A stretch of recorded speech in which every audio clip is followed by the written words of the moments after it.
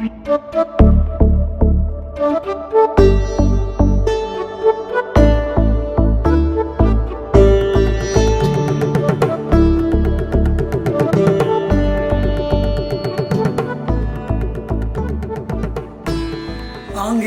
भुवनं यस्य वाचिकं सर्ववाङ्मयम् आहार्यं चन्द्रतारादिः तं नमः सात्विकं शिवं तं नमः सात्विकं शिवं तं नमः सात्विकं शिवम. ઓમ શાંતિ શાંતિ શાંતિ. તમારા બધાનું સ્વાગત કરું છું. હું દિલીપ રાવલ કોકોનટ થિયેટરના ફેસબુક પેજ પર ચાય વાય એન્ડ રંગમંચ ગુજરાતી તખ્તાને સંગ સિઝન 3માં ફરી એકવાર આપ સૌને નતમસ્તક વંદન કરું છું. મારો આજનો વિષય જે મને આપવામાં આવ્યો છે એ છે role of theatre in my progress. આ વિષય પર મારે તમારી સાથે વાતો કરવાની છે. એ પહેલાં આવી સરસ પ્રવૃત્તિ માટે coconut theatre association with ninjaticket.in અને સમગ્ર ટીમને ખૂબ ખૂબ અભિનંદન અને એડવાન્સમાં ખૂબ ખૂબ આભાર. Role of theatre in my life આ વિષય પર 30-40 મિનિટ વાત કરીશ. પછી તમારા સવાલો કંઈક હશે અને જવાબો આપી શકીશ તો એને આપવાનો પ્રયત્ન કરીશ. થિયેટર ગુજરાતી રંગભૂમિની વાત કરું તો મારો નાતો ગુજરાતી રંગભૂમિ સાથે, ખાસ કરીને મુંબઈની ગુજરાતી રંગભૂમિ સાથે 3 રીતે રહ્યો છે. લેખક તરીકે, અભિનેતા તરીકે અને ગીતકાર તરીકે. એટલે 3 તબક્કાની વાતો સાંકળી લેવાનો પ્રયત્ન કરીશ. થોડા પહેલાંના ભૂતકાળમાં જાઉં તો નાનપણથી થોડો કવિતા લખવાનો શોખ. ઘરમાં પપ્પા બ્રાહ્મણ એટલે ઘરમાં શ્લોકોનો ઉચ્ચારણ થાય, ભાષા શુદ્ધિ હતી, ચોખ્ખું ગુજરાતી બોલાય, વાંચનનો શોખ હતો. મેં મારા ઘરમાં એવા ઘણા તબક્કાઓ જોયા છે કે બધા આમ જુદા જુદા ખૂણે બધા બેઠા હોય અને કોઈના હાથમાં કોઈને કોઈ પુસ્તક હોય ને કંઈક વંચાતું હોય. સ્કૂલમાં સહકારી વિદ્યા મંદિરનો હું ગુજરાતી મીડિયમનો સ્ટુડન્ટ. એમાં 6ઠ્ઠા ધોરણમાં ભણતો હતો ત્યારે અમારી સ્કૂલમાં સંગીતના ટીચર હતા ઇન્દુકુમાર પારેખ. બહુ ગુણી કહી શકાય એવા સંગીતકાર હતા. કારણ કે પછીથી ખબર પડી કે એમણે એક જમાનામાં બ્લેક એન્ડ વ્હાઇટના જમાનામાં હિન્દી અને ગુજરાતી ફિલ્મોમાં પણ સંગીત આપ્યું હતું. એ વખતે તો એવી કંઈ ખબર નહોતી.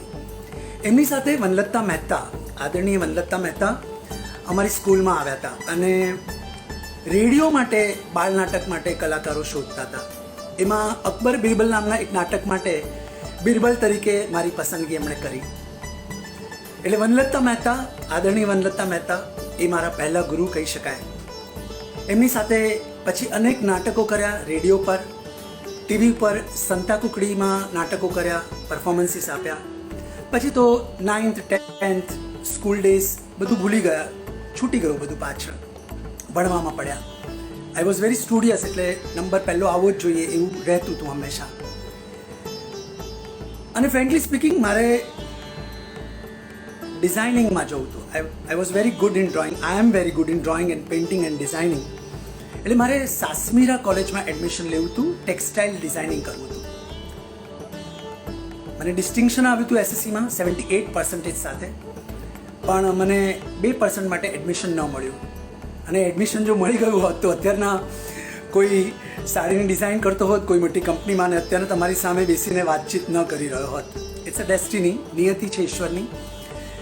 અને 78% સાથે મેં લાલા લજપતરાય કોલેજમાં એડમિશન લઈ લીધું. મારા ઘરની નજીક, હું મહાલક્ષ્મી મંદિર પાસે રહેતો હતો. મારો મોટો ભાઈ ડૉક્ટર એટલે એ લોકોની બધાની ઈચ્છા હતી કે હું સાયન્સ લઉં.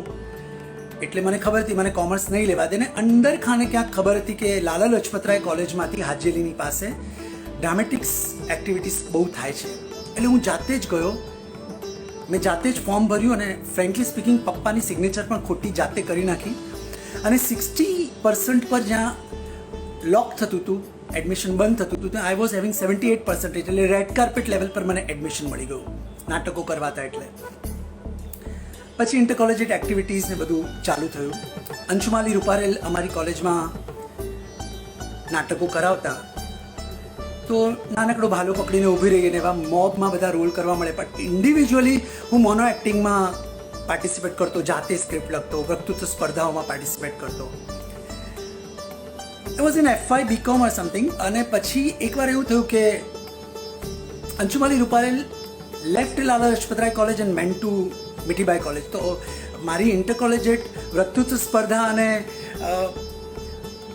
મોનોલોગ્સ એકોક્તિ સ્પર્ધાઓના ઇનામોને લીધે પ્રોફેસર શિરાટ્ટી, જે અમારા પ્રિન્સિપલ હતા, એમણે મને બોલાવ્યો કે અભી अंशुभाई तो है नहीं, तो अभी ये टाइम पे आप कंपटीशन करवाओ. कोई जातनो अनुभव नहीं, पण एक नाटक जाते ज लख्યું, जाते ડિરેક્ટ કર્યું, રોલ કર્યો. નપુંસક એનું ટાઇટલ હતું.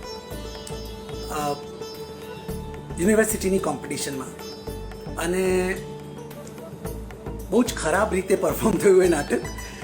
પણ જજીસમાં પ્રતાપ ઓઝા હતા. એ જ્યારે બોલવા આવ્યા ત્યારે બીજા બધા નાટકોને ઇનામો મળે. આમ લોકો તો ચલો હવે જઈએ, નીકળીએ. પણ એમણે કીધું કે એક નાટક હતું નપુંસક. એ લખાણ બહુ સરસ હતું, પણ બહુ ભજવાયું નહોતું સરસ રીતે. એટલે થોડોક કોન્ફિડન્સ આવ્યો કે વાહ, આપણે લખી શકીએ છીએ એમ.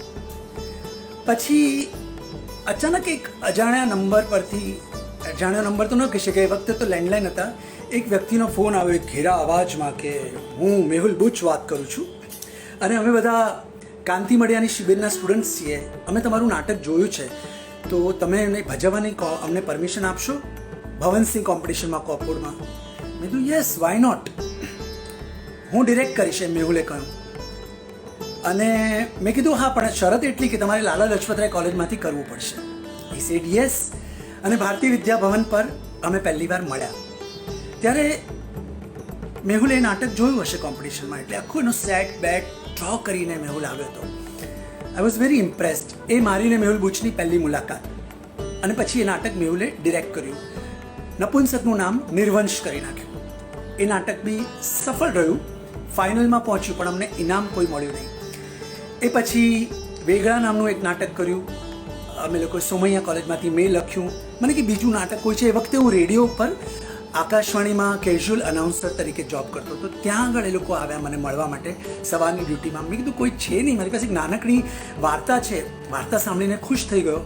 એ નાટક લખાવ્યું અને સોમૈયામાંથી એ પણ ભજ્યું. એ પણ સરસ રીતે પાર પડ્યું, પણ કંઈ ઇનામ બિનામ મળ્યા નહીં. એ પછી નેક્સ્ટ યર અમે લોકોએ ષડવિકાર કર્યું લાલા લજપતરાયમાંથી, 1990 ટુ બી પ્રિસાઇઝ. અને એ નાટકે ઝંડા ગાળ્યા. એટલે best writer, best director, best actor, best light. Paresh Mistry એ વખતે સુપર લાઇટ્સ આમ ફોલો ને બધું ભવન્સમાં લઈ આવેલું, ઉપર મૂકેલું ને બધું જલસા કર્યા હતા અમે લોકોએ. એટલે કોન્ફિડન્સ અમારો બિલ્ડ થઈ ગયો. અમારા સિનિયર, અમારા પુરોગામીઓ એટલે આતિશ કાપડિયા, રાજુ જોશી, બધા સિનિયર મિત્રો, ઓફકોર્સ પ્રકાશ કાપડિયા, એ લોકોની સ્ક્રિપ્ટ, એ લોકોના નાટકો જોઈને અમે લખતા થયા, અમે ભજવતા થયા. We were too junior, too young for them, in front of them. પણ મજા આવી. અને પછી તો કાળ સંવનન કર્યું, ઘણા બધા નાટકો મેહુલ બુચની સાથે કર્યા. એણે ડિરેક્ટ કર્યા, મેં લખ્યા, અને ઇનામો જીતતા ગયા, નામ થતું ગયું, કોન્ફિડન્સ બુલંદ થતો ગયો. મારે વાત કરવી છે role of theatre in my progress. એમ મારો પ્રોગ્રેસ થતો ગયો. એક નાટક લખ્યું હતું અને પ્રતાપ ઓઝાનું સ્ટેટમેન્ટ ન હોત તો કે આ નાટક સરસ છે, તો મેં કદાચ ભવિષ્યમાં નાટક લખવાની કે નાટક કરવાની હિંમત જ ન કરી હોત. પણ એ કોન્ફિડન્સ ત્યાંથી શરૂ થયો અને પછી મેહુલ બુચ એન્ડ ટીમ મને સપોર્ટ કરતી ગઈ. હા, અને અભિયાનની કોમ્પિટિશનમાં અમે લોકો મળ્યા ત્યારે અમે એકબીજાને ઓળખતા પણ નહોતા. અલ્પના બુચ, એટલે એ વખતે અલ્પના છેલ મારી બહુ સારી ફ્રેન્ડ હતી. અમે જગદીશ કિલ્લાવાલાને ત્યાં, સંજય છેલને અમે બધા મળતા, કવિતાની ગોષ્ઠીઓ કરતા. એટલે એ she was a common friend, હજી પણ બહુ સારી મિત્ર છે. તો એમના થકી અમે મળ્યા. ત્યારે અલ્પના અને મેહુલ પરણ્યા પણ નહોતા. પછી મેહુલ બહુ બિઝી થઈ ગયો. એટલે એક નાટક એક વખત એવું આવ્યું કે પ્રપંચતંત્ર નામનું એક નાટક લખ્યું મેં લાલા લજપતરાય કોલેજમાંથી. હવે ડિરેક્ટ કોણ કરે? Mehul was busy. એટલે એ નાટક વિપુલ વિઠલાણી અને અલ્પના બુચે મળીને, અલ્પના છેલ્લે મળીને ડિરેક્ટ કર્યું. અને એ પછીના વર્ષે મેં એક નાટક લખ્યું વારાંગના અર્ધાંગના, જે મેં જ ડિરેક્ટ કર્યું. અને એ નાટક મુનશી ટ્રોફી સુધી પહોંચ્યું. મુનશીમાં પણ એને બહુ બધા ઇનામો મળ્યા, best script, best direction, best actress, what not. એ પછી લગભગ 8-10 વર્ષ સુધી મેં ઇન્ટર કોલેજિયેટ નાટકો કર્યા અને બહુ મજા આવી, બહુ શીખતો ગયો એમાંથી. ત્યાં સુધી કમર્શિયલી નાટકો કરીશ કે કંઈ એવું કંઈ મનમાં હતું નહીં. અને એકવાર પછી મારા નાટકો લખીને મારા નાટકો ડિરેક્ટ કરીને હું થોડો કંટાળ્યો હતો. એટલે એકવાર મેં આતિશ કાપડિયાને ફોન કર્યો. વર્ષો પહેલાંનું નાટક જોયું હતું, કિત્તી કિત્તી. મેં કીધું તારું નાટક મને કિત્તી કિત્તી કરવું છે કલા ગુર્જરીની કોમ્પિટિશનમાં, તું મને આપીશ? ઈ સેડ યસ. અને મેં મારી રીતે એને કર્યું અને એ જોવા પણ આવ્યો હતો. Deven Bhojani was there, JD also had come, કારણ કે જેડી અને આતિશ કાપડિયા ઓરિજિનલી એને કાસ્ટમાં હતા. એ નાટકે પણ બહુ બધા ઇનામો મેળવ્યા. બેસ્ટ ડિરેક્શન મને મળ્યું, best actor, second best actor, 2 પાત્રોનું નાટક હતું. આતિશ અને દેવેને અને જેડીએ મને ખૂબ વધાવ્યો, વખાણ્યો. અને આતિશે એક બહુ સરસ વાત કરી કે દિલીપ, ઇન્ટર કોલેજિયેટ નાટકો બહુ કર્યા, now just concentrate on commercial plays. હવે એમાંથી તારું ધ્યાન બીજી તરફ દોરો. એ સરસ શીખ મને આતિશ કાપડિયાએ આપી. પણ ક્યાં જવું, કોને મળવું, કંઈ ખબર નહોતી. વચ્ચે વિપુલ વિઠલાણી માટે પણ એક સરસ શરૂઆતના તબક્કામાં એક નાટક મેં હિન્દી નાટક કર્યું હતું, પ્રવેશ. વિપુલ વિઠલાણીની સાથે એટલો જૂનો મારો સંબંધ છે જે આજની તારીખમાં પણ મૈત્રીસભર ટકી રહ્યો છે. મજા આવે છે એની સાથે પણ કામ કરવાની. તો અચાનક એક દિવસ મને યોગેશ સંઘવીનો ફોન આવ્યો, વેરિએશન્સના પ્રણેતા. એમનું બેનર. યોગેશભાઈ નિયમિત ઇન્ટર કોલેજિયેટ પ્રવૃત્તિઓ અટેન્ડ કરવા આવે, વધાવે, વખાણે, મળે. અને યોગેશભાઈ કીધું કે મારું એક નાટક છે, મરાઠી નાટક છે, સૌજન્યાચી ઐશી તૈશી. એ નાટક ગુજરાતીમાં તારે અડપ્ટ કરવાનું છે. અન્ના કરપે, લક્ષ્મીકાંત કરપે એ ડિરેક્ટ કરશે. અન્ના કરપે એટલે such a big name, inter કોલેજિયેટના કિંગ ગણાતા હતા એક જમાનામાં. મેં કીધું વાય નોટ, કરીશ. અને મેં એ નાટક એમના માટે લખ્યું. બહુ મજા આવી. બાબુલ ભાવસાર એમાં મેઇન રોલ કરતા હતા અને મિનળ કરપે હતા. That was my first commercial play એમ કહી શકાય. અગેન થિયેટર થકી થયેલો મારો પ્રોગ્રેસ, જેમાં નામ આવ્યું રૂપાંતરકાર દિલીપ રાવલ તરીકે છાપામાં, બોર્ડ ઉપર, સાઇનિંગ બોર્ડ પર, અનાઉન્સમેન્ટમાં. ગમ્યું અને કોને ન ગમે. અને કવર મળતા થયા, એ પણ વધારે જ ગમે સૌને. અને એ નાટક કરતાં કરતાં લખતો હતો અને બોટ હાઉસમાં બિરલા ખેડા કેન્દ્ર ચોપાટી પાસે અમારા રિહર્સલ્સ ચાલે. અને પછી એમાં એક નાનકડી એન્ટ્રી નીકળી. એટલે કોણ કરે, તો બધાએ સજેસ્ટ કર્યું, મીનાબેન કે આ દિલીપ રાવલ પાસે કરાવો. એટલે એક નાનકડી એન્ટ્રી હું કરતો હતો, કેમિયો એન્ટ્રી. પણ બહુ એક્ટિંગને બહુ સિરિયસલી લીધી નહોતી. પણ એના પહેલાં, થોડા પહેલાંના ભૂતકાળમાં જાઉં તો એક્ટિંગ સાચું કહું તો કરવી જ નહોતી. એ મગજમાં ક્યાંય હતું નહીં કે કમર્શિયલ નાટકોમાં હું એક્ટિંગ કરીશ. એક પ્રભુ જોશી કોમ્પિટિશનમાં સંજય છેલનું એક લખેલું નાટક, જેમાં અલ્પના મેઇન રોલ કરતી હતી, અલ્પના છેલ. અને વિપુલ મહેતાએ ડિરેક્ટ કર્યું હતું, ઈશુનું પાપ. અને વિપુલ મહેતા મિત્ર, એટલે હું રિહર્સલ્સમાં જાઉં, એમાં એક એન્ટ્રી નીકળી હતી, એક કેમિયો એન્ટ્રી. વિપુલ મને કે તું કરીશ? ના મારે નથી કરવી. I said no. અરે કર ને, બહુ મજા આવશે. મેં એ એન્ટ્રી કરી. એ મારો પહેલો પરફોર્મન્સ એમ કહી શકાય, એક ઇન્ટર કોલેજિયેટ પછી, બહાર આવ્યા પછી કોઈ બીજાના ડિરેક્શનમાં. અને બહુ વખણાઈ એ એન્ટ્રી અને કોન્ફિડન્સ પણ બુલંદ થયો. કટ્ટુ, જેવા સાથે તેવા. અને એ કદાચ પહેલું નાટક હતું કે જેના અહીંયા બહુ શો થયા નહોતા. એ વખતે એવો દોર હતો કે બહુ બધા શો થાય, નાટક સુપર હિટ હોય તો જ અમેરિકા જાય. પણ દીપક આણંદજી એ નાટકને અમેરિકા લઈને ગયા. અને Yogesh Sanghvi took me also in that tour.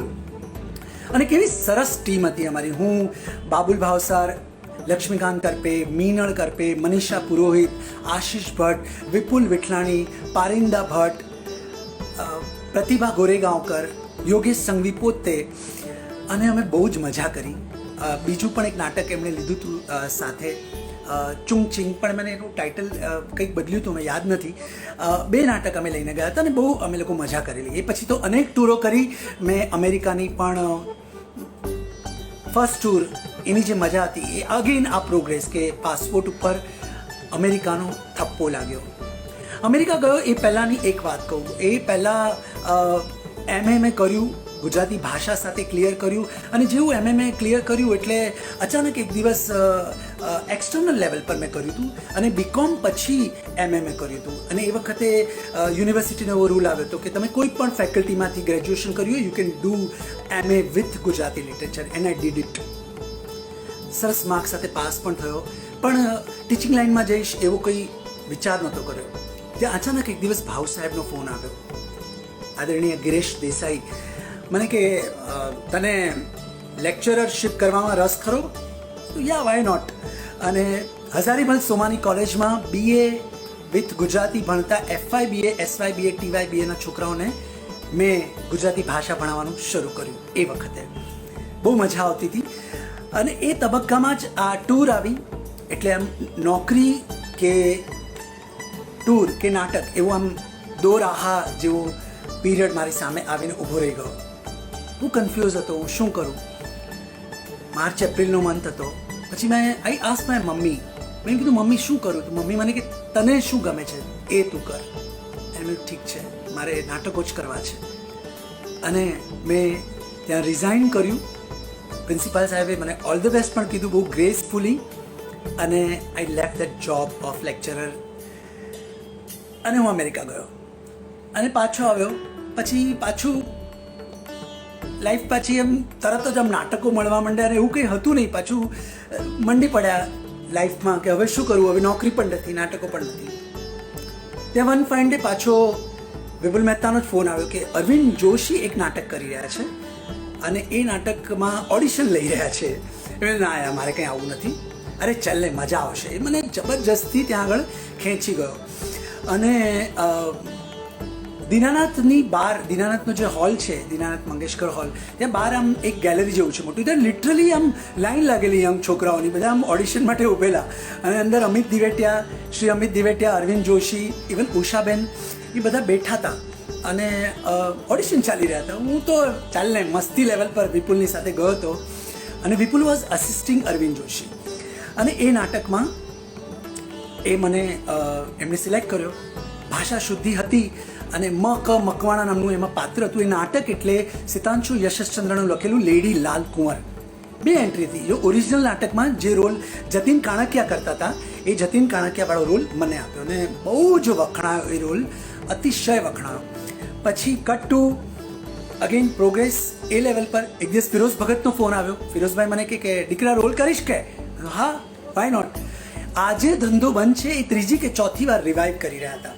અને પૂનમદાસ ગુપ્તા નામની એક અભિનેત્રી હતી હિન્દી ફિલ્મોની, બોમ્બ ગણાતી, ગુડ લુકિંગ. તો એક્ટ્રેસ કેવી બહુ ખબર નહીં. એને એની સાથે ગાલા નામનું એક કેરેક્ટર હતું, એમાં બી કેમિયો એન્ટ્રી હતી. અને ફિરોઝ ભગતે એ વખતે 2 નાટક સાઇમલ્ટેનિયસલી પ્રોડ્યુસ કર્યા હતા. એટલે ભાઈદાસમાં નીચે ગ્રાઉન્ડ ફ્લોર પર 3 થી 6 અમારા રિહર્સલ્સ ચાલે અને ઉપર એમના બીજા નાટકના રિહર્સલ્સ ચાલે, જે અમિતભાઈ ડિરેક્ટ કરતા હતા, અમિત દિવેટિયા. એટલે અહીંયાથી રિહર્સલ્સ પતે, હું તો ખાલી બેઠો રહું, મારી એન્ટ્રી જે આવી પણ નહોતી. એટલે જેવા અહીંયા રિહર્સલ્સ પતે, પૂનમદાસ ગુપ્તાને ગુજરાતી ભણાવવામાં આવે ને બધું એક્ટિવિટી ચાલતી હતી, મજા આવતી હતી. પછી અમે લોકો ઉપર જઈએ એટલે હું ફિરોઝભાઈને કહું, ફિરોઝભાઈ આવીને બેસું તો કે આ બેસ, કારણ કે ત્યાં બી અલીરઝા નામદાર, રેશમા દેસાઈ, પૂર્વી વ્યાસ એના પહેલાં મારી સાથે લેડી લાલ કુંવરમાં પણ હતી, એટલે મિત્ર હતી. અમિત દિવેટિયા પોતે, રેશમા દેસાઈ અને હરેશ પંચાલ, કમલેશ ઓઝા, મુની ઝા, બહુ મોટી અને સરસ ટીમ હતી. અમી ત્રિવેદી, મોટા અમીબેન, અમી વોરા, બહુ સરસ ટીમ. જઈને બેસું. અને એમાં પછી વન ફાઇન ડે ફિરોઝભાઈ મને પાછું નીચે મને એક દિવસ કે દીકરા, મને અમિત એમ કહે છે કે દિલીપ તું મને આપી દે. મારી 250 રૂપિયા નાઇટ નક્કી થઈ હતી. આઈ પ્રિસાઇસલી રિમેમ્બર. આજે ધંધો બંધ છે માટે. એટલે મને કે કેમ? તો કે તું આ નાટક નથી કરતો. અને એ નાટક એ વખતે આજે ધંધો બંધ છે 50 શો માટે થવાનું હતું, મને એ ખબર હતી. તો મને કે ઉપર મોટા ઘરની વહુ નાટક માટે અમિત દિવેટિયાની ઈચ્છા છે કે તું એ રોલ કરે. કારણ કે અમિત દિવેટિયા મને લેડી લાલ કુંવરમાં મારા કો આર્ટિસ્ટ હતા ને મને જોઈ ચૂક્યા હતા. એટલે મેં કીધું વાય નોટ. હવે મોટું નાટક, મોટો રોલ અને મલ્ટી સ્ટાર કાસ્ટ નાટક. એટલે પછી મેં કીધું ફિરોઝભાઈ પણ નાઇટ મારી 500 રૂપિયા મળે છે. મને કે હા આપ્યા દીકરા, જા. 250માંથી સીધા 500 રૂપિયા અને મોટો રોલ. અગેન પ્રોગ્રેસ, પ્રગતિ મારી. એટલે સીધો ગ્રાઉન્ડ ફ્લોર પરથી ફર્સ્ટ ફ્લોર ગયો, ત્યાં રિહર્સલ્સ કરવા માંડ્યો. અને ઓરિજિનલી એ રોલ કોણ કરતું હતું મને અત્યારના નામ યાદ નથી આવી રહ્યું, પણ કોઈક એક સિનિયર એક્ટર હતા જે અમિતભાઈના બહુ સારા મિત્ર હતા. પ્રીત પીઓ અને પાનેતરમાં એમની સાથે ઘણા રોલ એ કરી ચૂક્યા હતા. એ રોલ મેં કર્યો અને પહેલા જ શોમાં સુપર ડુપર હિટ નાટક પણ અને મારો રોલ પણ. ઇન્ટરવલમાં આઈ સ્ટીલ રિમેમ્બર મને અમિત અલીરઝા નામદારે આમ ભેટીને મને કીધું કે દિલીપ તારી દુકાન ખુલી ગઈ. આ શબ્દ એમણે વાપર્યો અને દુકાન ખુલી જવી કોને કહેવાય એ મને ખબર નથી, પણ ખરેખર દુકાન ખુલી ગઈ. અને એ પછી મારે પાછું વળીને જોવું ન પડ્યું. એક પછી એક સરસ નાટકો, સરસ દિગ્દર્શકો, સરસ સ્ક્રિપ્ટ, સરસ રોલ મને મળતા ગયા. એટલે એક નાટક પત્યું ન હોય ત્યાં બીજું નાટક ઓફર થઈ જાય, એ સિલસિલો મારો એ નાટકથી શરૂ થયો. 150-200 શો કર્યા હતા એ નાટકે એ જમાનામાં, જે બસ પ્રસ્તુત એ નાટકે. વિલોપન દેસાઈનું લખેલું નાટક હતું. અને પછી આ સિલસિલો ચાલતો રહ્યો એક્ટર તરીકે ને પ્રોગ્રેસ થતો રહ્યો. ઇન બિટવીન લેખક તરીકે પણ નાટકો લખતો ગયો. ચિત્રક અને મોન્ટુ ચિંટુ એ લોકો મારી પાસે એક નાટકની ઓફર લઈને આવ્યા. રાત થોડીને વેશ જાજા, જે નાટક દીપક દવે, સ્વર્ગસ્થ દીપક દવે ડિરેક્ટ કર્યું હતું. મારા ઘણા નાટકો એવા છે જેના દિગ્દર્શકો પહેલી વાર નાટક ડિરેક્ટ કર્યું હોય, એવા ઘણા નાટક છે. અભય હરપડે મારું એક નાટક ડિરેક્ટ કર્યું હતું. કેબી કિરણ ભટ્ટ, અ ગ્રેટ કેબી, એમણે પણ મારા લખેલા નાટક ગોડ બ્લેસ યુથી દિગ્દર્શનની શરૂઆત કરીને પછી એમની સાથે પણ 4-5 નાટકો લેખક તરીકે કર્યા. લગભગ 27 થી 28 નાટકો આટલા વર્ષો દરમિયાન મેં કમર્શિયલ રંગભૂમિ પર આપ્યા. દીકરી નંબર 1 રસિક દવે સાથે મેં ખૂબ નાટકો કર્યા એમના બેનરમાં, એક્ટર તરીકે પણ અને લેખક તરીકે 5 થી 6 નાટકો. દીકરી નંબર 1 જેવું 300 શોનું નાટક એમની સાથે મેં કર્યું. કેબી એ જે ડિરેક્ટ કર્યું ચલતી કા નામ ગાડી, અગેન 250-300 શોનું નાટક. આમ અગેન પ્રોગ્રેસ થતો ગયો. સિદ્ધાર્થ રાંદેરિયા સાથે શ્રીમાન વિરુદ્ધ શ્રીમતી કર્યું કિરણ સંપટના બેનરમાં. સ્વર્ગસ્થ Kiranbhai, thorough gentleman and thorough professional producer. અને એ નાટકે પણ અમેરિકાની ટૂર કરી, ત્યાં પણ બહુ મજા આવી. પરેશ રાવલ સાથે હિન્દી નાટક કર્યું, નોટ યેટ 40, અમેરિકાની ટૂર કરી. 60 દિવસમાં 42-43 જેટલા શોઝ કર્યા. પરેશ રાવલ, સ્વાતિ ચંદે, પરાગ શાહ, બહુ સરસ અનુભવ રહ્યો. અગેન પ્રોગ્રેસ એ રીતે મારો થતો ગયો અને મજા આવતી ગઈ. મેક્સિમમ નાટકો મેં એક્ટર તરીકે કર્યા કૌસ્તુભ ત્રિવેદી અને સંજય ગોરડિયાની સાથે અને વિપુલ મહેતાની સાથે. વિપુલ મહેતાએ મને બહુ શ્રેષ્ઠ કહી શકાય એવા રોલ આપ્યા, યાદગાર કહી શકાય એવા નાટકો આપ્યા. થેન્ક યુ વિપુલ મહેતા, સંજય ગોરડિયા અને કૌસ્તુભ ત્રિવેદી, મને આટલા સરસ યાદગાર કહી શકાય એવા રોલ આપવા માટે અને એક્ટર તરીકે મારો ગ્રોથ કરવા બદલ, મારામાં વિશ્વાસ મૂકવા બદલ. બહુ મજા આવી. આ એક્ટર તરીકેનો તબક્કો. લેખક તરીકેની વાત કરું તો પાછો થોડા પહેલાંના ભૂતકાળમાં જાઉં તો એક દિવસ વિપુલ મહેતા અને રાજુ જોશીનો, વિપુલ મહેતાનો જ પ્રિસાઇસલી ફોન આવ્યો કે એના પહેલાં ગુજરાતી સિરિયલો લખતો થઈ ગયો હતો. સુશીલા ભાટિયાની 1-2 સિરિયલો લખી હતી, ઈટીવી ગુજરાતી માટે 1-2 સિરિયલો લખી હતી. અને મને કે એક એકતા કપૂરની એક સિરિયલ છે જેનું ગુજરાતી બેકગ્રાઉન્ડ છે, એના સંવાદો લખીશ. I said why not. અને સીધો બાલાજી ટેલિફિલ્મ્સ પર પહોંચી ગયો. પહેલો એપિસોડ વિપુલે મસ્ત ઇન્ટેન્સિટી સાથે સંભળાવ્યો એકતાને બધાની સામે અને બહુ મજા આવી સાંભળવાની. આના સંવાદો તારે લખવાના છે વિથ ગુજરાતી બેકડ્રોપ. એટલે મેં કીધું કે બહુ સરસ, પણ આમાં હ્યુમર ક્યાં છે? હ્યુમર ક્યાંય નથી. એટલે એમને કીધું કે હ્યુમર તો નથી, પણ એક કેરેક્ટર એવું હતું.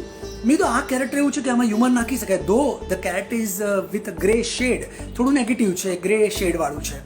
તો કે કર. પછી મેં ડાયલોગ્સ લખ્યા એના અને કેરેક્ટરને એક તકિયા કલામ આપ્યું મેં, રાજકોટની ભાષા આપી. એન્ડ દેટ તકિયા કલામ was and you know Daksha ચાચી વોઝ હિટ. કેતકી બેને જબરજસ્ત પરફોર્મ કર્યું. ક્યોંકિ સાસ ભી કભી બહુ થી મારી લાઈફમાં આવી. અને thank you again Raju Joshi and Vipul Mehta and Ekta Kapoor. એ પછી તો લગભગ 2.5 વર્ષ હું બાલાજી ટેલિફિલ્મ્સ સાથે જોડાયેલો રહ્યો.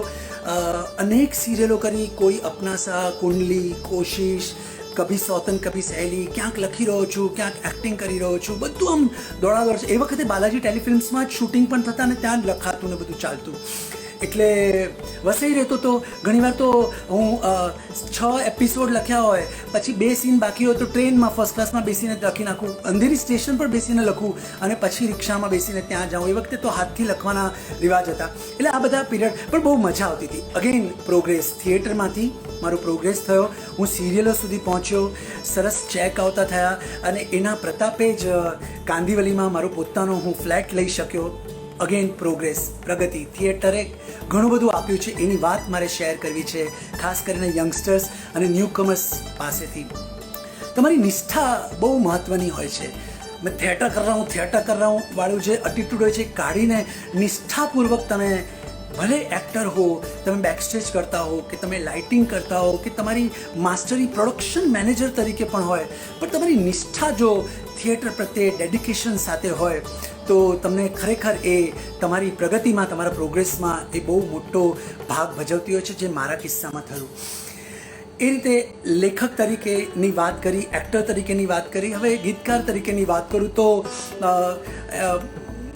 કાવ્ય સંપદામાં એકવાર મારું કાવ્ય વાંચન હતું પ્રફુલ્લ પંડ્યાની સાથે અને પંકજ શાહની સાથે NCPAમાં. ફર્સ્ટ ટાઈમ હું આમ સોલો લેવલનું પરફોર્મન્સ એકસાથે 20-25 કવિતાઓને સુરેશ રાજડા હેડ કમ અને બહુ એમણે એપ્રિશિએટ કર્યું.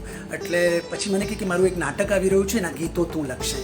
અને એ રીતે INTનું નાટક મને મળ્યું, મનસુખ માનતો નથી.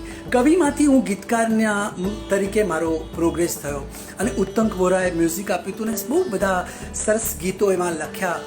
અને એ પછી તો એ ગાડી એવી ચાલી કે સચિન સંઘવીથી લઈને ઇકબાલ દરબારથી માંડીને પિયુષ કનોજિયા, ભવદીપ જયપુરવાલે, અમિત ત્રિવેદી, જે આજે બધા હુઝ હુ લેવલ છે, બધા જ સંગીતકારો સાથે મેં કામ કર્યું. હેમંત ત્રિવેદી, બધાની સાથે કામ કર્યું ગીતકાર તરીકે. લગભગ 65 નાટકોમાં 65. આજે આ વાત કરવાની હતી એટલે હું જરાક મારો ઇતિહાસ ઉખાડીને જોવા બેઠેલો. 150થી પોણા 200 જેટલા ગીતો મેં ગુજરાતી રંગભૂમિ માટે લખ્યા. બહુ જ મજા આવી. અમુકમાં શીર્ષક ગીતો, અમુક જલસા કરો જયંતીલાલ જેવા આઉટ એન્ડ આઉટ જેને કહેવાય મ્યુઝિકલ નાટકો, એમાં બહુ બધા ગીતો હોય, સિચ્યુએશનલ ગીતો, એવા ગીતો પણ લખ્યા. જાદુ તેરી નઝર, એમાં ગીતો લખ્યા.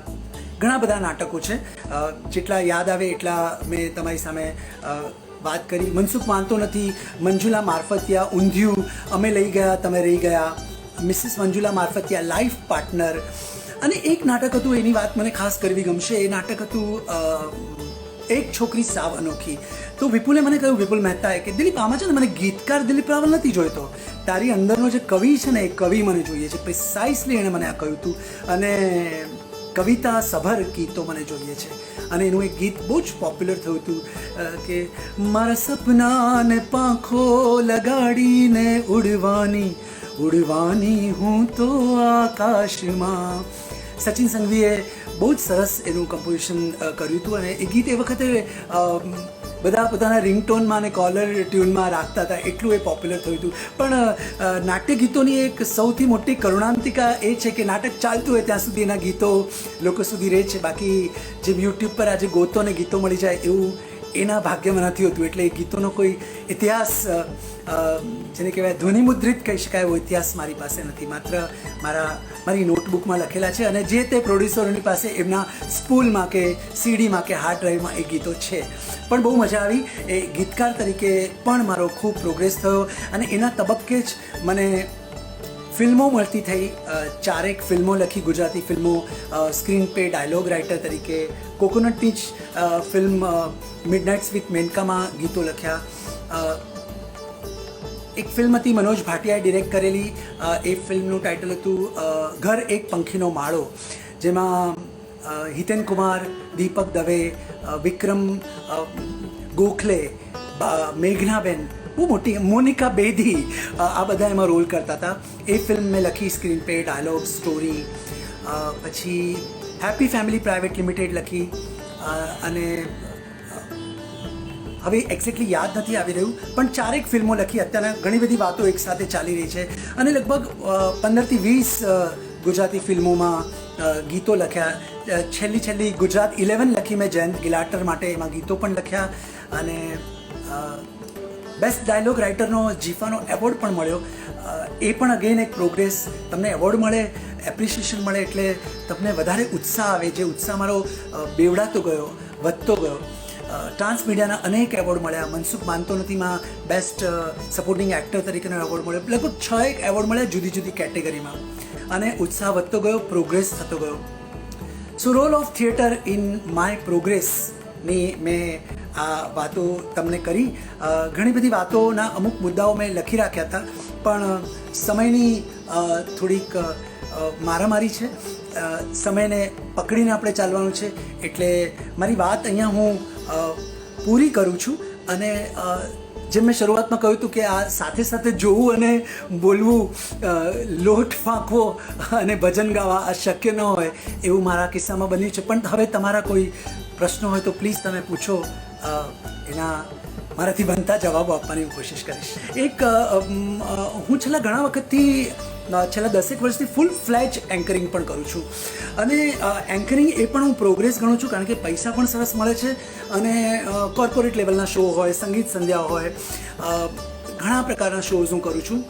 અને એને માટે પણ મને થિયેટર બહુ હેલ્પ કરે છે, કારણ કે બધું ઇમ્પ્રોમ્પ્ટ કરવાનું હોય, એક્સટેમ્પર ઘણીવાર મારવાનું હોય.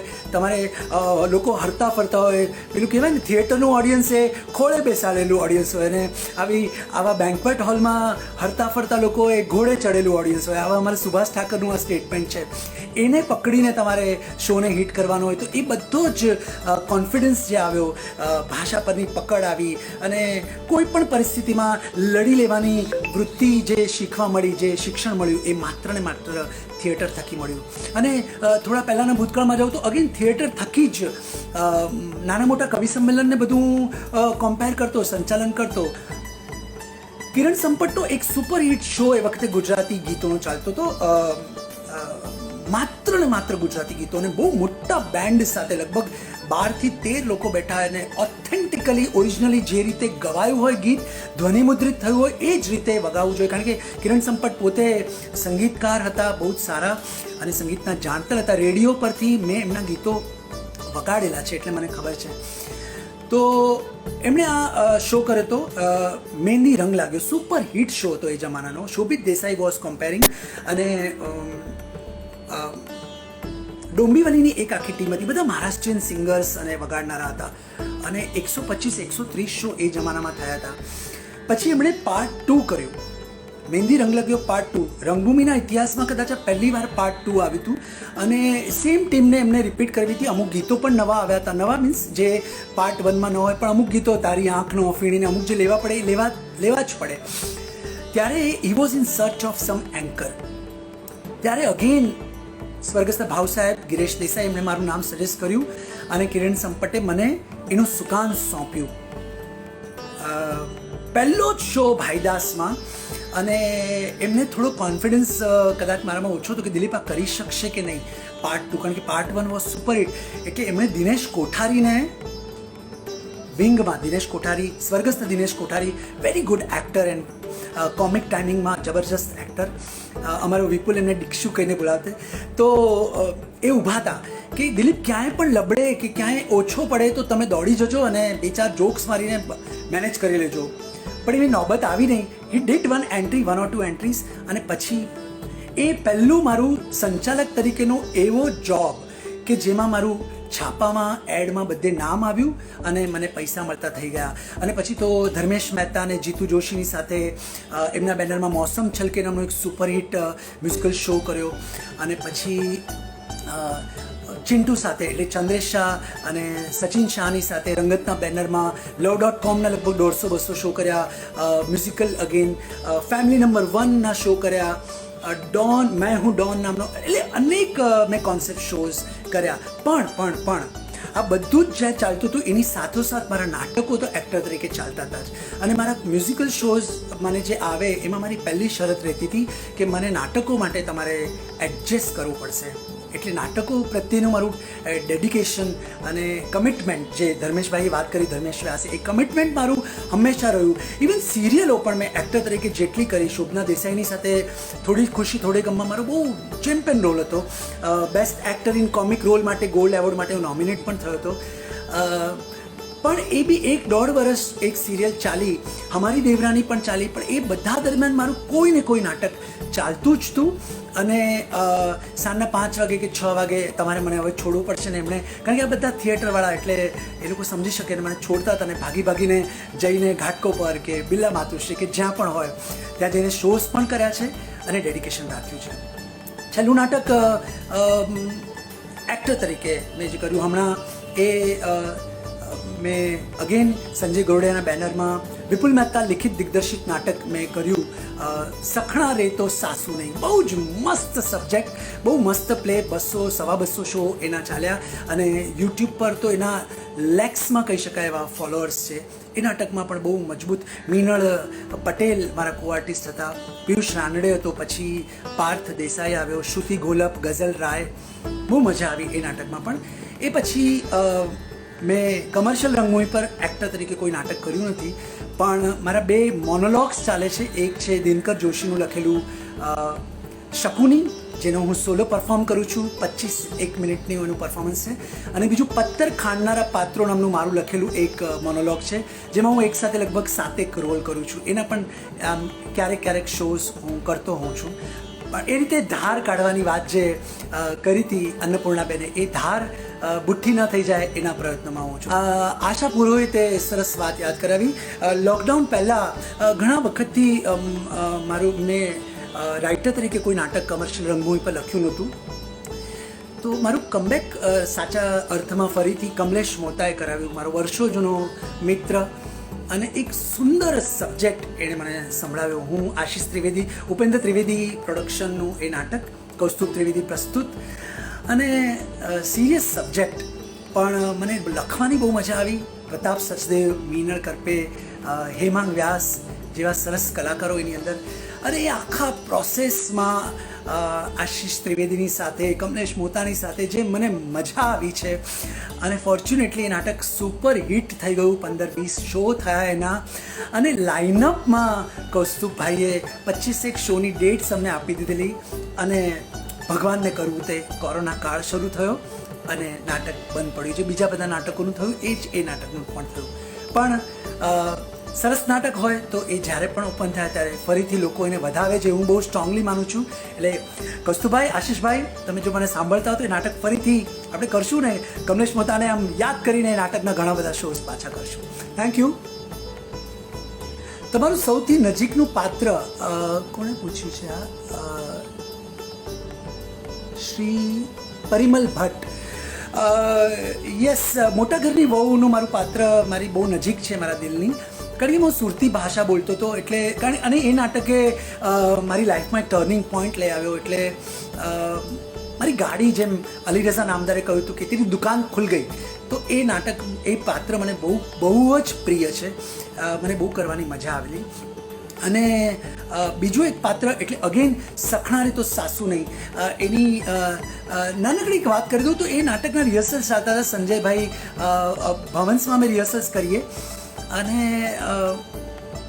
સાસુ, એની વહુ અને પછી એ વહુની આવતી બીજી વહુ, આવી 3 પેઢીની વાત હતી. અને અઠવાડિયું મેં રિહર્સલ્સ કર્યા. આઈ વોઝ પ્લેઇંગ મામાસ કેરેક્ટર, મીનળ પટેલના ભાઈનો રોલ કરતો હતો, અને મને મજા જ ન આવે. હું આવું છું, જોક્સ મારું છું, એટલે જોક્સ મીન્સ હસાવું છું લોકોને અને નીકળી જાઉં છું. એવું શરૂઆતના 1-2 સીનમાં આવું ચાલ્યું, અને પછી મને બહુ અજંપો રહેતો હતો કે I am not enjoying, I am not a part of this play. વાર્તા તમે કહેવા બેસો તો એમાં મામાનું પાત્ર ક્યાંય આવતું જ નથી. એટલે આઈ વોઝ વેરી ડિસ્ટર્બ. એટલે પણ વાઇન ડે મેં સંજય ગોરડિયાને અને વિપુલ મહેતાને કીધું કે હું આ નાટક નહીં કરું, મને નથી મજા આવતી સંજયભાઈ, વિપુલ, બિકોઝ આ પાત્ર નાટકની વાર્તાનું પાત્ર નથી, આ કેમિયો છે, માત્ર હસાવીને નીકળી જાય છે. પણ વિપુલ મહેતાનું કન્વિક્શન અને સંજય ગોરડિયાનો મારામાંનો વિશ્વાસ, મને કે દિલીપ તું જ કરશે અને બહુ જ સરસ કરશે, બિલીવ મી. અને એમણે મને મનાવ્યો અને મારામાં વિશ્વાસ મૂક્યો. એ લોકો બંને એટલા કોન્ફિડન્ટ હતા કે ખરેખર એ નાટક સુપર હિટ થયું. અને મારું પાત્ર આજની તારીખમાં પણ નાના બચ્ચાઓ પણ ઘણીવાર મળે તો એ લોકો દાદા મામા કહેતા હોય છે. એટલે thank you Sanjaybhai and thank you Vipul. અને અગેન એક ગમતું પાત્ર યાદ કરું છું. એક સરસ નાટક કૌસ્તુભભાઈએ પ્રોડ્યુસ કર્યું હતું, અને સુરેશ રાજડાએ લખ્યું હતું ને ડિરેક્ટ કર્યું હતું. બહુ સુંદર સ્ક્રિપ્ટ હતી. છૂટાછેડા લેતા લેતા અમારા કો આર્ટિસ્ટ અમે 6 જ જણા હતા, એમાં 7 જણા, અને 6 વાર્તાઓ હતી. બહુ સરસ એક્સપેરિમેન્ટ ન કહી શકાય, એક જુદો અભિગમ હતો એમાં. 6 વાર્તાઓ, 7 સેટ હતા, રિવોલ્વિંગ સેટ, અને એમાં અમે 6 જણા, હું, અનુરાગ પ્રપન્ન, સુરેશ રાજડા પોતે, મીનળ પડિયાર, સંગીતા જોશી અને નેહા મહેતા, અને શાહરૂખ સદરી એક રોલમાં, જજના રોલમાં. 6 વાર્તાઓ છૂટાછેડાની અને 7મી કોર્ટ, અને અમે બધા 6 વાર્તામાં અમે જુદા જુદા રોલ કરતા હતા. 15-20 સેકન્ડમાં અમે લોકો કપડાં ચેન્જ કરતા હતા, સજેસ્ટિવ લેવલ પર ને એન્ટ્રી મારતા હતા. It was really a fun. મારો બહુ મસ્ત રોલ હતો. Thank you Suresh Rajda, thank you Kaustubhai again. એ પણ બહુ યાદગાર રોલ હતો. મને બહુ મજા આવેલી એ નાટક કરવામાં. કોઈ દિવસ સમય બદલાય એની સાથે પ્રોસેસ બદલાતી નથી હોતી. અભિગમ ઘણીવાર બદલાતો હોય છે. ભાષાકીય અભિગમ બદલાય. પહેલાં 3 અંકી નાટકો થતા હતા. લેડી લાન્કુવરની મેં વાત કરી, દેટ વોઝ ધ લાસ્ટ 3 અંકી પ્લે, અને એ પણ અમુક શોઝ પછી અમારે 3 અંકમાંથી 2 અંક કરવું પડ્યું હતું. શોર્ટ થતા ગયા હવે નાટકો, એ રીતે બદલાય. પણ પ્રોસેસ તો એની એ જ હોય. એ જ રીતે રિહર્સલ્સ કરવા પડે, એ જ રીતે ચા પીવી પડે, એ જ રીતે રીડિંગ કરવું પડે, એ જ રીતે તૈયાર પણ થવું પડે, અને એ જ નિષ્ઠા અને ડેડિકેશન અને મજા કરતાં કરતાં નાટક કરવું પડે. સી હવે એવું કેવું છે કે સોનલબેન, કે નાટક લખીને મેં રાખ્યું અને પછી એ ભજવાયું એ તબક્કો હવે રહ્યો નથી. હું સ્ટ્રોંગલી માનું છું. મેક ટુ ઓર્ડર હોય છે. જેમ મેં ફાધર્સ ડેની વાત કરી, કૌસ્તુભાઈ, ઉપેન્દ્ર ત્રિવેદી પ્રોડક્શનનું, આશિષ ત્રિવેદીનું નાટક, તો એક વાર્તા લઈને મારી પાસે કમલેશ મોતા આવ્યા. પછી મેં એને ડેવલપ કરી, પછી અમે ડિસ્કશન કરીએ. દિગ્દર્શક એ કેપ્ટન ઓફ ધ શિપ હોય છે, અને પ્રોડ્યુસરના પણ પોતાના સરસ ઇનપુટ્સ હોય છે.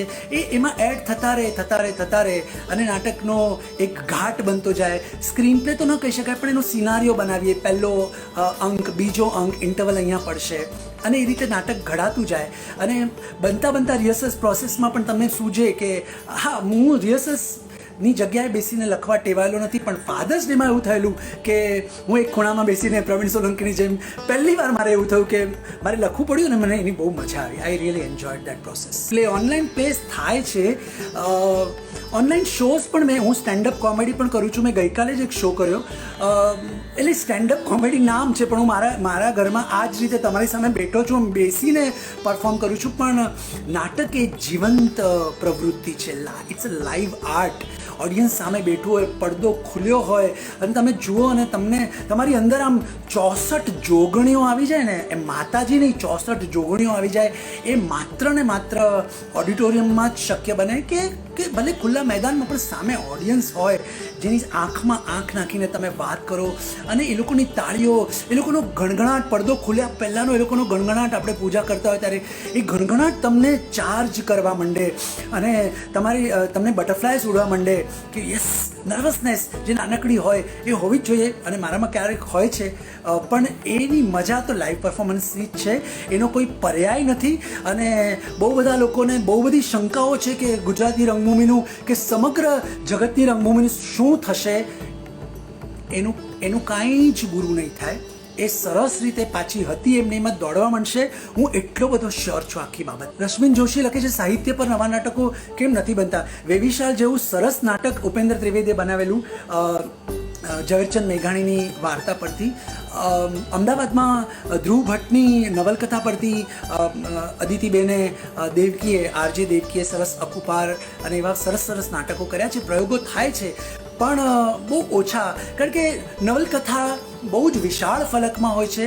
થિયેટરના પોતાના લિમિટેશન્સ હોય છે. 3 વોલમાં એક જ સેટ કે 2-3 સેટ લિમિટેશન્સ સાથે નવલકથાને ન્યાય આપવો બહુ શક્ય નથી હોતો. અમુક ટૂંકી વાર્તાઓ પરથી પણ આપણે ત્યાં નાટકો બન્યા છે. પણ સરસ સજેશન્સ છે. ફ્યુચરમાં આવું કંઈક તમને સૂઝે તો મને સુજાડજો. આપણે ચોક્કસ નાટક કરશું, અચૂક કરશું.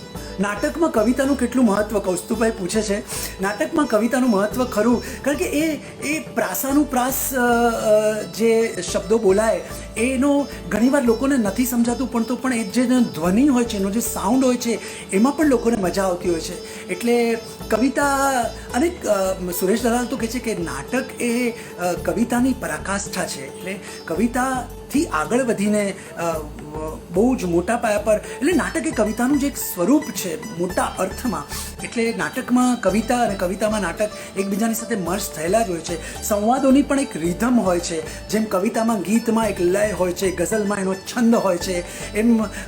અને મને લેખક તરીકે, કૌશુભાઈ થેન્ક યુ, તમે વાત યાદ કરાવી કે લેખક તરીકે મને મારી અંદરનો એક્ટર હેલ્પ કરે છે અને મારા એક્ટરને મારી અંદરનો લેખક હેલ્પ કરે છે. ક્યારેક અટકી જઈને ઇમ્પ્રોવાઇઝ કરવું પડે તો લેખક મદદ કરે છે. અને મારું જ લખેલું નાટક, મારા સંવાદો હું બોલી જાઉં છું કે ક્યાંક ટંગ ટ્વિસ્ટર તો નથી ને, એની રવાની, એનો ફ્લો એટલો સરસ છે કે ક્યાંય જીભના લોચા ના વળે, એની તકેદારી હું રાખતો હોઉં છું. એટલે કવિતા ક્યાંક ને ક્યાંક વિનોદ સરવૈયાના નાટકોમાં કે ઇમ્તિયાઝ પટેલના નાટકોમાં, પ્રવીણ સોલંકીના નાટકોમાં કવિતા ડોકાતી જ હોય છે. અને એ ઓફકોર્સ એ ઘુસાડેલી હોય, એ પેચી હોય ન હોય, એની તકેદારી લેખકે રાખવી જરૂરી છે. એ સીનનો એક હિસ્સો હોવો જોઈએ અને જે પાત્ર બોલી રહ્યું છે એના પાત્ર લેખનની સાથે એ કવિતા જવી જોઈએ, એ એની શરત. બધું જ એન્જોય કરું છું. કવિતા લખવી પણ મને ગમે છે, પણ મને એક્ટિંગ વધારે ગમે છે. અને હું આતુરતાપૂર્વક રાહ જોઉં છું કે બધું ખુલી જાય અને કોઈ સરસ રોલ ઓફર થશે તો મારે ફરીથી થિયેટર પર પાછા આવવું છે. એમ એન્જોયિંગ. પણ મને કવિતા લખવી પણ એટલી જ ગમે છે ને, એ ગઝલો લખવાનું ને કવિતાઓ લખવાનું હજી પણ ચાલુ જ છે. ગીતકાર તરીકે સરસ પૈસા મળે છે, એ પ્રોગ્રેસ મારો થયો. પ્રોગ્રેસની વાત મેં તમને સૌને કરી જ, પણ હજી પણ ગઝલો આવે છે, હજી પણ ગીતો આવે છે જે મને ગમતા છે, નિજાનંદ માટે લખાયેલા છે, બીજાનંદ માટે નહીં. જેના મને પૈસા નથી મળતા પણ મને આનંદ. હજી પણ ઊંઘમાંથી ઉઠીને ઘણીવાર શેરની પંક્તિ આવી જાય તો હું લખી નાખું છું. કાગળ બાજુમાં ન હોય તો મોબાઈલમાં ટપકાવી લઉં છું. પણ મને કવિતા લખવાનો પણ એટલો જ આનંદ આજની તારીખમાં આવે. બદલાવ તો શું, બધા સરસ કામ કરે છે. બદલાવની કોઈ જરૂર નથી, કારણ કે 10, 15, 20 વર્ષ પહેલાં આટલા બધા શોઝ થતા નહોતા. લોકો કેટલા બધા શોઝ આપણને એક્ટર તરીકે, રાઇટર તરીકે આપે છે, કેટલા કવર આપે છે અને સરસ સરસ પ્રયોગો થાય છે. બદલાવની મને અત્યારે જરૂર લાગતી નથી. સરસ નાટકો, સારા સારા વિષય સાથે નિષ્ઠાપૂર્વક નાટકો બનવા જોઈએ એવું હું બહુ સ્ટ્રોંગલી માનું. નાટ્ય સંગ્રહ પ્રકાશિત થઈ ચૂક્યા છે. મુકામ પોસ્ટ હૃદય અને તાજેતરમાં સ્વપ્નોત્સવ રિલીઝ થયું, જેનું વિમોચન સંજય ગોરડિયાના હસ્તક થયું હતું. એની પ્રસ્તાવના પણ સંજય ગોરડિયાએ કરી છે. અને આવ સજનમાં મારો કાવ્ય સંગ્રહ છે. આ બધા પુસ્તકો NM ઠક્કરે પ્રકાશિત કર્યા છે. હસજો બારે માસ નામનો મારો હાસ્ય લેખોનો સંગ્રહ છે. ચસ્કો નામની મારી થ્રિલર લઘુ નવલોનો મારો સંગ્રહ છે. ગલગલિયા નામનો મારો ટૂચકાઓનો સંગ્રહ છે. આ બધું છે. આ પુસ્તકો લગભગ 6 પુસ્તકો આવી ગયા છે મારા. વોટ્સએપને છોડ અને ફેસબુકને મૂક હવે તડકે, વોટ્સએપને છોડ અને ફેસબુકને મૂક હવે તડકે, ભીંજાવા માંડ ચાલ ચોમાસું હાથમાંથી સરકે.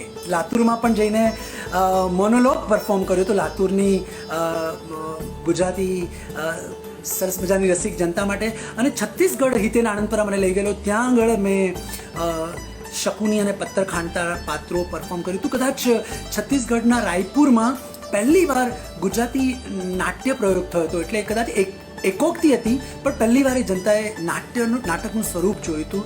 અપાર્ટ ફ્રોમ બાબુલ ભાવસાર યાદ કરે છે સાથિયામાં એક રંગ ઓછો. યસ, ગુજરાતી સિરિયલો માટે ખૂબ બધા ગીતો, ટાઇટલ સોંગ્સ લખ્યા છે. સાથિયામાં એક રંગ ઓછો પણ બહુ સરસ મજા આવેલી કામ કરવાની. અને અગેન પ્રોગ્રેસની વાત કરું, બાબુલ થેન્ક્સ ફોર રિમાઇન્ડિંગ કે કવિ હતો, કવિમાંથી ગીતકાર બન્યો. એટલે મારા ઘણા બધા સંગીતકારો એવા હતા, ખાસ કરીને સચિન સંઘવી, ઉત્તમ ખોરા, પિયુષ કનોજિયા.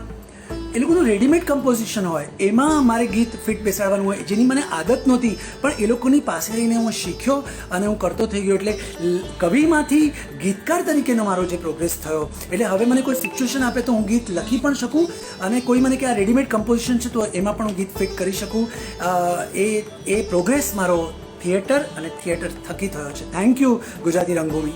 નાટકમાં સરિતાબેન હતા, વિપુલ મહેતાએ ડિરેક્ટ કર્યું હતું અગેન, અને બહુ જ મજા આવતી હતી. રાજીવ મહેતા, સંદીપ મહેતા, પ્રણુતિ પ્રધાન, શું ટીમ હતી એની તો જબરજસ્ત. અમે લોકો જલસા કરતા હતા એ નાટકમાં.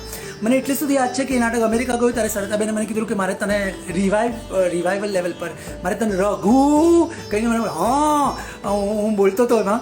અને મારીને બેનની સોલિડ કેમેસ્ટ્રી હતી. સરિતાબેન, કેતકી દવે, રસિક દવે, રિદ્ધિ દવે, પદ્માબેન, એ બધાની સાથે કામ કર્યું છે. સિદ્ધાર્થ અંધેરિયા, પરેશ રાવલ, ડિરેક્ટરોમાં ફિરોઝ ભગત, વિપુલ મહેતા, ઇમ્તિયાઝ પટેલ, સુરેશ રાજરા, અમિત દિવેટિયા, સરસ દિગ્દર્શકો મળ્યા, રાજુ જોશી, બધાની સાથે કામ કરવાની બહુ જ મજા આવી. થેન્ક યુ ગુજરાતી રંગભૂમિ, બહુ મજા કરાવી છે. હીરાલાલ ઠક્કર એમણે કાળ સંવનન નાટક જ્યારે મેં લખ્યું હતું ને મેહુલે ડિરેક્ટ કર્યું ત્યારે એ નવા કલકત્તાથી અહીંયા આવ્યા હતા અને એક્ટર તરીકે સ્ટ્રગલ કરતા હતા, પણ he was very good singer and composer. અને એમણે કાળ સંવનનમાં મેહુલે મારી પાસે ગીત લખાવેલું એકાંકીમાં અને એમણે કમ્પોઝ કર્યું હતું. હીરાલાલ ઠક્કરે મારા ઘણા ગીતો કમ્પોઝ કર્યા હતા અને એમણે ગાયું પણ હતું. અને મારા જે કલાકાર મિત્રો સામે બેઠા છે, એક્ટરો, એ બધાને ખબર હશે કે કલકત્તા આપણે જ્યારે જઈએ ધી ગુજરાત ક્લબ તો પડદો ખુલતે કલકત્તાના ગુજરાતીનું એક આગવું ગૌરવ ધી ગુજરાત ક્લબ. આ જે વાગે છે, this is written, composed and sung by Hiralal Thakkar અને એમના મિસિસ. થેન્ક યુ હીરાલાલભાઈ કર્યું છે. કમલેશ દાવડા, તમે પોતે બાળકો માટે કેટલું સરસ કામ કરો છો, કેટલા વર્ષોથી તમે શિવમ ચિલ્ડ્રન્સ એકેડેમીમાં બાળકોને તૈયાર કરો છો, એટલે તમને અભિનંદન. અને એમણે જે વાત યાદ કરાવી, ગયા લોકડાઉનમાં મને થયું કે ઇન્ટરનેટ પર, એટલે ખાસ કરીને સોશિયલ મીડિયામાં બાળકો માટે કંઈ નથી. એટલે મેં જે વાર્તાઓ સાંભળીને આપણે મોટા થયા છીએ એ વાર્તાઓ જરાક ડ્રામેટિક શૈલીમાં કે બાળકોને ગમે એવી શૈલીમાં અને ખાસ કરીને અંગ્રેજી માધ્યમના બાળકો સમજી શકે એ રીતે કોલોક્યુઅલ લેંગ્વેજમાં મેં કહેવાની શરૂઆત કરી અને એને પહોળો કહી શકાય એવો પ્રતિસાદ મળ્યો. લગભગ 18 વાર્તાઓ મેં કરી, પણ પાછું એમાં એ દરિયામાં થોડી ઓટ આવી છે. યુટ્યુબ પર મારી ચેનલ પર એ બધી વાર્તાઓ અવેલેબલ છે. એટલે આપણે જે વાર્તાઓ સાંભળીને બધા મોટા થયા કે રીંગણા લઉં કે વેચાર, આ લો ને 10-12, આવું બધું મેં કર્યું છે અને બાળકોને બહુ મજા આવી છે એ લોભી દાદાને એ બધી વાર્તાઓમાં. તો થેન્ક યુ કમલેશ દાવડા, તમે યાદ કરાવી એ બદલ. મમ્મી 20ની, દીકરી 40ની, અગેન કેતકી દવે, રિદ્ધિ દવે, બંનેની સાથે ઉત્કર્ષ મઝુમદાર, અમે લોકો બધા હતા એ નાટકની અંદર. વિપુલ મહેતાએ જ ડિરેક્ટ કર્યું હતું એ નાટક અને સંજય ગોરડિયા, કૌસ્તુભ ત્રિવેદી પ્રસ્તુત. એ નાટકમાં પણ અમને બહુ મજા આવતી હતી. સુપરહિટ નાટક હતું અને મારો રોલ પણ બહુ જ સરસ હતો. મેં જેમ કહ્યું એમ ફરી એકવાર રિપીટ કરીશ કે વિપુલ મહેતાએ મને બહુ જ સરસ રોલ આપ્યા છે. મને બહુ મજા આવી છે કરવાની. છાનું ને છપનું કંઈ થાય નહીં વિશે કંઈ કહો, રશ્મિન જોશી લખે છે. યુટ્યુબ પરનું એ નાટક એ વખતે લગભગ 201 શો થયા હશે. એના દિલીપ જોશીની સાથે મેં નાટક કર્યું હતું. અગેન સંજય ગોરડિયા અને વિપુલ મહેતા દિગ્દર્શિત એ નાટકમાં મારો બહુ મસ્ત રોલ હતો. ડિમ્પલ શાહ હતા મારી સાથે, દિલીપ જોશી, પ્રણતિ પ્રધાન, અને એ નાટકે પણ બહુ જ બધા શો કર્યા હતા ને બહુ મજા આવી હતી નાટકમાં. ક્યાંક કોઈક નામ લેવાનું રહી ગયું હોય તો જરાય માઠું ના લગાડતા, કારણ કે એક તો ટેકનોફોબિયા પર્સન છું, એટલે ક્યાંક કશું જો વચ્ચે પણ પેલું બટન દબાઈ ગયું તો માંડ ગોત્યું અને પાછો હું ફ્રન્ટ સ્ક્રીન પર સેલ્ફી મોડ પર આવ્યો. એટલે રહી ગયું હોય તો મિચ્છામી દુક્કડમ. અને બાકી તો ખૂબ પ્રેમ આપ્યો છે એક્ટર તરીકે, લેખક તરીકે અને અભિનેતા તરીકે. મારો ખૂબ પ્રોગ્રેસ થયો છે ગુજરાતી રંગભૂમિ પર. રંગભૂમિ થકી રંગ દેવતાને પણ મારા 100 સલામ છે, નતમસ્તક વંદન છે. મારા તમામ દિગ્દર્શકો, લેખકો, નિર્માતાઓ અને મારા કો આર્ટિસ્ટોને હું અહીંયાથી આ મંચ પરથી, કોકોનટ થિયેટરના મંચ પરથી હું આભાર પ્રદર્શિત કરું છું કે મારો જે પ્રોગ્રેસ થયો માનસિક રીતે, આર્થિક રીતે, બૌદ્ધિક રીતે, એ બધામાં માત્ર ને માત્ર થિયેટર છે. ન્યૂકમર્સ જો મને સાંભળી રહ્યા હોય અત્યારના, તો એ ન્યૂકમર્સને હું એક જ સલાહ આપીશ કે તમારે આ ફિલ્ડમાં આવવું હોય, આ ગ્લેમર વર્લ્ડમાં, તો આ થિયેટર જેવી કોઈ સ્કૂલ નથી, ત્યાંથી જ શરૂ કરજો. અને ન્યૂકમર શબ્દ એટલા માટે હું યંગસ્ટર્સ શબ્દ નથી વાપરતો, કારણ કે આ થિયેટર અને આ ગ્લેમર વર્લ્ડ એકમાત્ર એવી જગ્યા છે જ્યાં કોઈ ઉંમરના કોઈ બાદ નથી હોતા. તમે કોઈ પણ ઉંમરે પ્રવેશી શકો છો, પણ હા, તમે જે કામ કરવા આવ્યા હો એ નક્કી કરીને આવો ને એમાં તમારું 100% આપો. એ કામને તમે એન્જોય કરો. બાકી એટલું સરસ જગત છે કે તમને સરસ તમારો શો પતે ને તમને પૈસા મળી જાય, આનાથી મોટું રૂડું શું હોઈ શકે. અન્નપૂર્ણાબેને આ સરસ વાત કરી હતી ને, ફેક્ટ છે. ક્યાંય કશી 3 મહિના પછીની જેમ સિરિયલોમાં ક્રેડિટ હોય છે, એવી કોઈ ક્રેડિટ પણ નહીં. એટલે આવો ગુજરાતી રંગભૂમિ પર, કે તમે હિન્દી ભાષીઓ, ઘણા હિન્દી ભાષી પણ છે, જોઈન હિન્દી રંગભૂમિ. અને હિન્દી ભાષીઓને ગુજરાતી બોલવાની તૈયારી હોય તો આવો, તમારું સ્વાગત છે. ગુજરાતી રંગભૂમિએ ઘણા મરાઠી એક્ટરોને પણ મોકા આપ્યા છે જે લોકોએ ઝંડા ગાળ્યા છે. ઘણા મરાઠી કસબીઓને પણ મોકા આપ્યા છે જે લોકોએ ઝંડા ગાળ્યા છે. So you all are welcome. Coconut theatre અને કોકોનટ થિયેટરનું આ ફેસબુકનું આ પેજ જેના પર ચાય વાય એન્ડ રંગમંચ ગુજરાતી તખ્તાને સંગ સિઝન 3 જેમાં આપણે સૌ સામસામે થાય એ બદલ ફરી એકવાર એસોસિએશન વિથ ticketninja.in એ સૌનો ખૂબ ખૂબ આભાર અને અભિનંદન. અને ખૂબ સરસ આ પ્રવૃત્તિ છે. આ બને એટલી તમે ચાલુ રાખજો, અવિરત રાખજો, કારણ કે મોટા મોટા વર્કશોપ્સ અને મોટી મોટી સંસ્થાઓ જે લોકો હજારો રૂપિયા લઈને શીખવાડતા હોય છે અથવા કાંઈ નથી શીખવાડતા ટુ બી પ્રિસાઇઝ, એ બધું જ અહીંયા શીખવા મળી શકે એવું છે. એટલે કોઈ એમ કે મારે વર્કશોપ કરવો છે, મારે કંઈક શીખવું છે, તો એ લોકો કોકોનટ થિયેટરની આ ફેસબુક પેજ પર જઈને અત્યાર સુધી જેટલા વક્તાઓ આવી ગયા એ બધાને સાંભળી લે અને એને ઉતારે પોતાની અંદર. તો મને લાગે છે આ પણ બહુ જ મોટી જબરજસ્ત વર્કશોપ છે. So thank you coconut theatre, તમે આ પ્રવૃત્તિ પ્લીઝ અવિરત ચાલુ રાખજો એવી મારી તમને વિનંતી છે. અને મારા પછી પણ અનેક વક્તાઓ, અનેક એક્ટરો, પ્રોડ્યુસરો જુદા જુદા વિભાગોમાંથી ગોતીને બધાને લઈ આવજો અને આ મંચ પૂરું પાડજો. એનો લાભ મંચને પણ થશે અને સાંભળનારાઓને પણ થશે. Thank you coconut theatre, thank you મારા પ્રેક્ષકો, મારા મિત્રો, મારા સ્વજનો. આવજો.